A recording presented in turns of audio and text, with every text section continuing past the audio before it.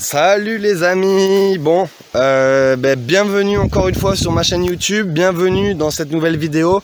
Alors désolé de vous avoir fait un petit peu languir, j'avoue, c'est pas volontaire, c'est que je viens de créer mon entreprise du coup, l'herboristerie nomade. Comme je vous l'avais déjà expliqué un petit peu avant, là ça a pris une petite tournure de concret. L'entreprise est créée, du coup je suis dans les pleins préparatifs et c'est vrai que j'ai accordé un petit peu moins de temps aux réseaux sociaux et à YouTube. Donc aujourd'hui je vous l'avais promis, une nouvelle vidéo et je vais vous parler du cynorrhodon. Alors le cynorrhodon c'est quoi? Le cynorrhodon donc c'est le faux fruit, je vous expliquerai pourquoi le faux fruit après. C'est le faux fruit de l'églantier. L'églantier c'est le rosier sauvage. Nous le nom commun, le nom le plus... qu'on entendra le plus souvent, c'est églantier. Sinon, on peut l'appeler également le rosier des chiens, le gratte-cul. Enfin voilà, il y a vraiment pas mal de noms. Donc l'églantier, qui va faire partie donc de la famille des rosacées, en latin Rosa canina. Et le cynorrhodon, du coup, son faux fruit, en ancien grec, cynos, du coup, c'était pour les chiens, et rhodon pour les roses. Donc voilà. Faux fruit. Tout simplement parce qu'en fait, c'est pas un fruit vraiment qu'on voit apparaître ici. C'est juste en fait le réceptacle des fleurs qui a été modifié, qui a fait justement une coque un petit peu, qui renferme justement les fruits. Les fruits, eux, c'est des petites graines avec plein de poils autour, des poils qui sont très urticants, donc d'où le nom gratte-cul. Parce qu'en fait les enfants s'en servaient pour faire justement du poil à gratter et les Amérindiens ont confirmé en fait à l'époque que si tu mangeais ces poils avec les graines, ça te démangeait un petit peu le postérieur. Donc voilà, tout simplement pour ce côté là. Donc le cynorrhodon, pourquoi je vais vous en parler? Parce que lors de ma dernière balade en fait, j'ai pu constater que normalement ça arrive à maturité, les fruits sont mûrs aux alentours de mi-septembre, octobre, novembre en fait. Et là avec sûrement les fortes chaleurs, on est fin août et du coup j'en ai trouvé des mûrs. Donc j'ai voulu vous faire découvrir ça parce que du coup vous pourrez peut-être anticiper un peu plus l'hiver en vous préparant des petits remèdes, des petites tisanes ou plein d'autres choses avec le cynorrhodon. Donc le cynorrhodon, c'est un faux fruit qui va être très très utile en termes nutritifs parce que en termes de vitamines, il va en contenir énormément. Donc de la vitamine A, B, C, D, E et de la vitamine K. On va surtout retenir du cynorrhodon qu'il contient 20 fois plus de vitamine C en termes d'équivalence qu'une orange. Donc c'est quelque chose de vraiment impressionnant et super utile du coup. Donc c'est pour ça qu'en fait, petite anecdote du coup historique, à la Seconde Guerre mondiale en fait, les Britanniques et les Scandinaves étaient un petit peu en pénurie d'oranges et d'agrumes du coup.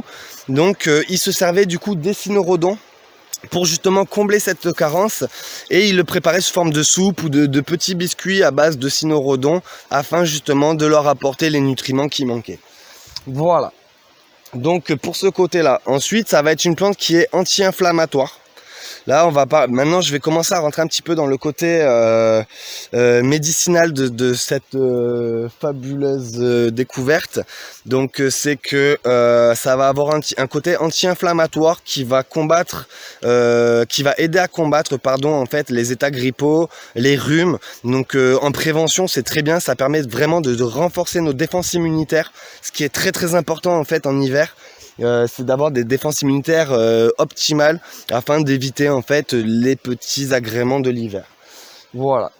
Donc en plus de ça, vu que c'est riche en vitamines et que ça contient énormément de principes actifs, des flavonoïdes, des tanins, beaucoup de choses.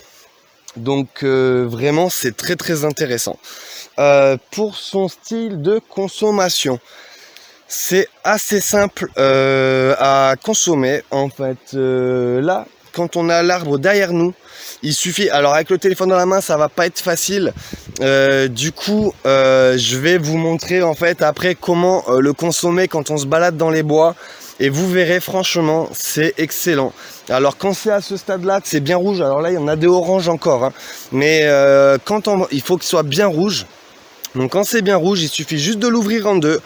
On retire au maximum les graines, non c'est même pas au maximum, on retire toutes les graines à l'intérieur et les poils, donc à l'aide d'un petit couteau par exemple. Et après on vient croquer dedans et vous verrez, alors à ce stade là c'est croustillant, c'est un bon goût sucré, un petit peu acidulé.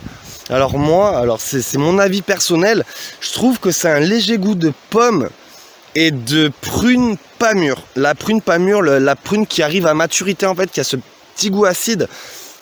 Je trouve qu'on est entre ces deux-là. Après, voilà, c'est mon avis personnel. Vous pourrez me dire, vous, ce que vous en pensez.